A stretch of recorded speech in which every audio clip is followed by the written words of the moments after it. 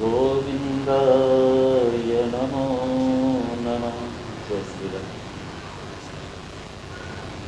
मेरे बंधुओं, धर्म की बात में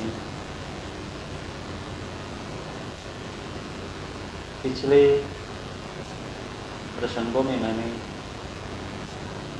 उत्तरा के गर्भस्थ बालक के ऊपर अश्वत्थामा के द्वारा ब्रह्मास्त्र का प्रयोग और भगवान श्री कृष्ण के द्वारा गर्भस्थ शिशु की रक्षा और चतुर्भुज स्वरूप के दर्शन का प्रसंग मैं आप लोगों को श्रवण करा चुका हूँ।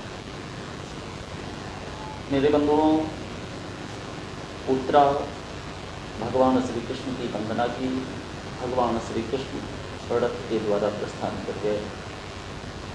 निश्चित समय पूर्णे के पश्चात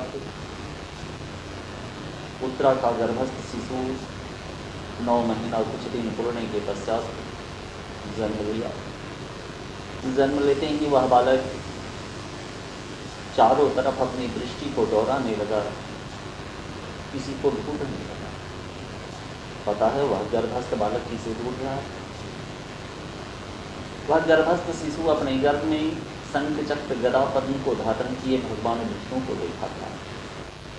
उत्तरा का गर्भस्थ शिशु जो परीक्षित नाम से जगत प्रसिद्ध हुआ, वह परीक्षित चारों तरफ उस 4 हाथ वाले परमात्मा को ढूंढ रहा है। मेरे बंधुओं, जीव मात्र परीक्षित है। 84 लाख की योनि भ्रमण करने के पश्चात हम आप सभी परीक्षित किसी न किसी की प्रतीक्षा में जीवन जी रहे हैं। आज भले ही हमारा जीवन कष्टदायी है, पर कल हमारा जीवन सुखद होगा, आनंददायी होगा, समृद्धि से भरा होगा। इसकी कल्पना करते हुए हम आप सभी परीक्षित। मेरे बंधुओं, वह परीक्षित चारों तरफ ढूंढ रहा है। धीरे धीरे परीक्षित बड़े होने लगे हैं। परीक्षित जिस समय युवावस्था में प्रवेश कर रहे थे, उसी समय पांडवों ने राज्य सिंहासन परीक्षित को देकर उन्हें राजा बनाकर हिमालय की दिशा में चले गए।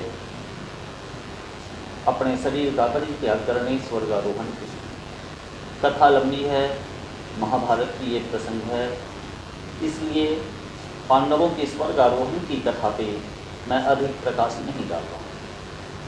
राजा परीक्षित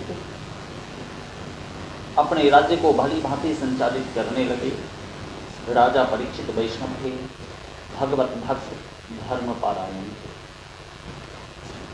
एक रोज राजा परीक्षित अपने राज्य में भ्रमण कर रहे थे। राजा परीक्षित ने एक अजीब कौतुक देखा। परीक्षित ने देखा एक काला कलूठा व्यक्ति हाथों में पास और मुद्गर लिए एक गाय और एक बैल को बांधकर डंडे से प्रताड़ित कर रहा है, सता रहा है। वह गाय और बैल नेत्रों से अश्रुधारा गिरा रहा है और उसके पैर कटे हैं। राजा परीक्षित ने उस गाय बैल से पूछा, तेरा पैर क्या हुआ? वृषभ ने कहा, महाराज, मुझे समझ में नहीं आता जो मेरा पैर कैसे कट गया। कोई कहता है ब्राह्मण वेद बेचना प्रारंभ कर दिए इसलिए हमारा पैर कट गया। कोई कहता है धरती पे सत्य दया दान पवित्रता नहीं रही इसलिए हमारा पैर कट गया।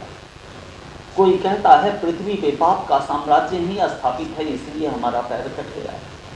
कोई कहता है साधु संत को सताया जा रहा है, यज्ञ को बंद किया जा रहा है, धर्म के ऊपर संकट की घड़ी आई है इसलिए हमारा पैर कट गया।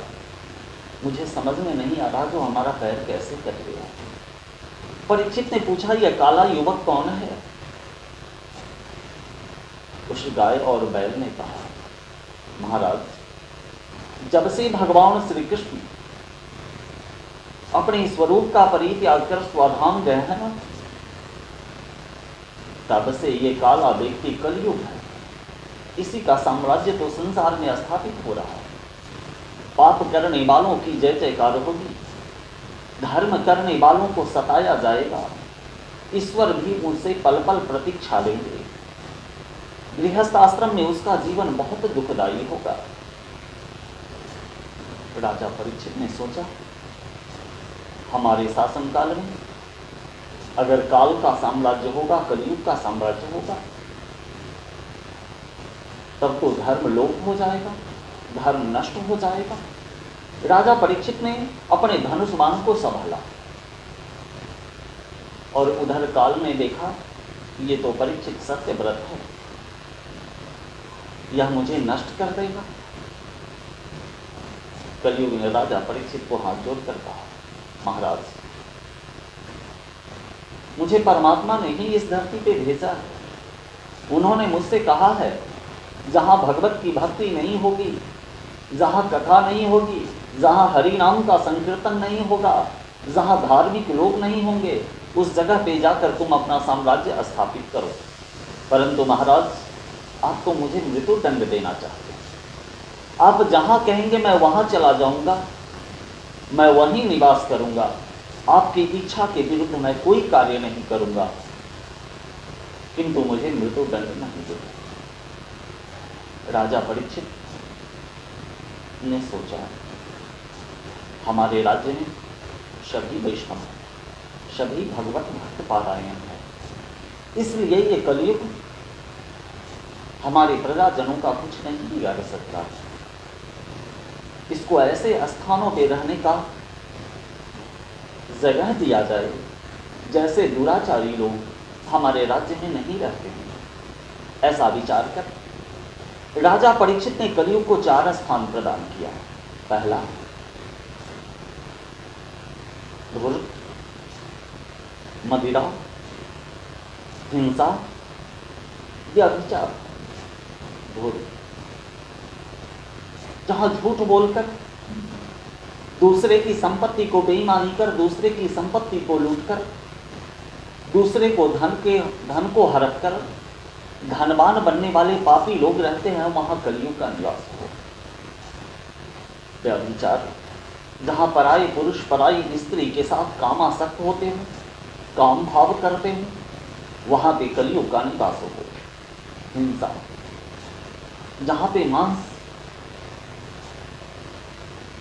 का क्रय विक्रय होता है, सामूहिक रूप से बैठकर मांस भक्षण किया जाता है, वहां पे कलयुग का निवास हो। व्यभिचार, जहां दूसरे का हत्या किया जाता हो, दूसरे का समन किया जाता हो, पाप का साम्राज्य हो, सभी तरह से ये हो, वहां पे कलयुग का निवास स्थान हो। धूर्त, व्यभिचार, मदिरा, जहां पे सामूहिक रूप से मदिरा पान किया जाता हो, मदिरा का क्रय विक्रय किया जाता हो, इन 4 स्थानों पे कलयुग निवास करे। कलयुग ने सोचा, राजा परीक्षित ने निवास स्थान को प्रदान किया, परंतु मैं राज्य महल में तो जगह नहीं बना पाया। कलयुग ने कहा, महाराज, एक अगर कृपा करते, आभूषण में मुझे थोड़ी जगह दे देते तो बहुत बड़ी कृपा होती। राजा परीक्षित ने सोचा, मैं तो विष्णु का उपासक, मुझे सोने चांदी हीरे जवाहरात से क्या लेना देना। राजा परीक्षित ने कहा, तथास्तु। कलयुग ने आग्रह करके राजा परीक्षित से 5 स्थानों पे अपना निवास स्थान प्राप्त कर दिया। राजा परीक्षित ने बैल के पैर को पुनः जोड़ दिया और गाय के पैर को जोड़ दिया। ये गाय पृथ्वी और बैल धर्म है। कलयुग वहां से राजा परीक्षित को प्रणाम कर वापस लौट गया। आभूषण में जगह पाकर कलयुग राज्य महल के राज खजाने में सोने चांदी में अपना जगह बना दिया। राजा परीक्षित धर्म स्थापित कर वहां से अपने राज्य महल को चले गए। मेरे बंधुओं, जब मनुष्य अतिशय अपने आप को अतिशय अहंकारी हो जाता है, अतिशय उन्मत्त हो जाता है, तब अपने वास्तविक क्रिया को वह भूल कर पाप कर्म कर बैठता है। अनजाने में ही कलयुग को राजा परीक्षित ने आभूषण में जगह देकर अपने लिए बहुत बड़ा दुर्भाग्यपूर्ण कार्य किया है। जीवन में मेरे बंधुओं, हमेशा सत्कर्म के रास्ते पे चलना चाहिए और मैं ही ईश्वर हूँ ऐसा अपने आप को नहीं समझना चाहिए। जय श्री राम।